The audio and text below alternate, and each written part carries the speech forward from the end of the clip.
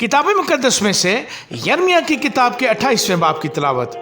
और उसी साल शाह यहूदा सिदकिय्याह की सल्तनत के शुरू में चौथे वर्ष के 5वें महीने में यूं हुआ कि जबाऊनी उजूर के बेटे हननिया नबी ने खुदावंद के घर में काहिनों और सब लोगों के सामने मुझसे मुखातिब होकर कहा, रब्बुल अफ़वाज इसराइल का खुदा यूं फरमाता है कि मैंने शाह बाबल का जुआ तोड़ डाला है। 2 ही वर्ष के अंदर मैं खुदावंद के घर के सब ज़रूफ जो शाह बाबल नबूकदनेस्सर इस मकान से बाबल को ले गया, इसी मकान में वापस लाऊंगा। शाह यहूदा यकुनिया बिन यहोयाकीम को और यहूदा के सब असीरों को जो बाबल को गए थे फिर इसी जगह लाऊंगा।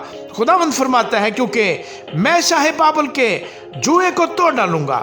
तब यर्मिया नबी ने काहिनों और सब लोगों के सामने जो खुदावंद के घर में खड़े थे हननिया नबी से कहा। हाँ, यर्मिया नबी ने कहा, आमीन, खुदावंद ऐसा ही करे। खुदावंद तेरी बातों को जो तूने नबूवत से कहीं पूरा करे कि खुदावंद के घर के ज़रूफ को और सब असीरों को बाबुल से इस मकान में वापस लाए। तो भी अब ये बात जो मैं तेरे और सब लोगों के कानों में कहता हूँ सुन। उन नबियों ने जो मुझसे और तुझसे पहले गुज़श्ता ज़माने में थे बहुत से मुल्कों और बड़ी बड़ी सल्तनतों के हक में जंग और बला और वबा की नबूवत की है।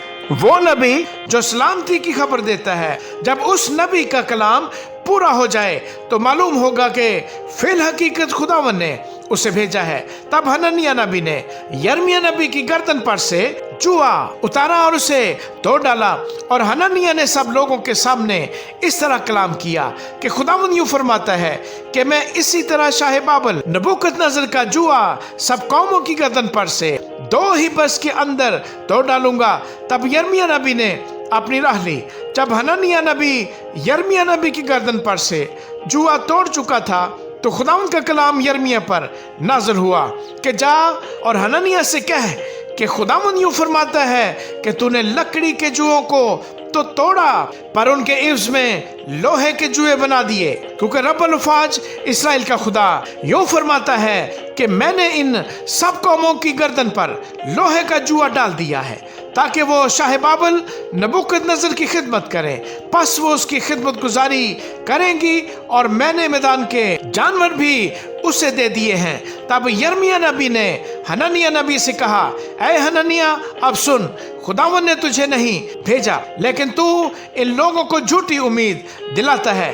इसलिए खुदावंद यूं फरमाता है कि देख, मैं तुझे रोए ज़मीन पर से खारिज करूंगा, तू इसी साल मर जाएगा, क्योंकि तूने खुदावंद के खिलाफ फितना अंगेज बातें कही हैं।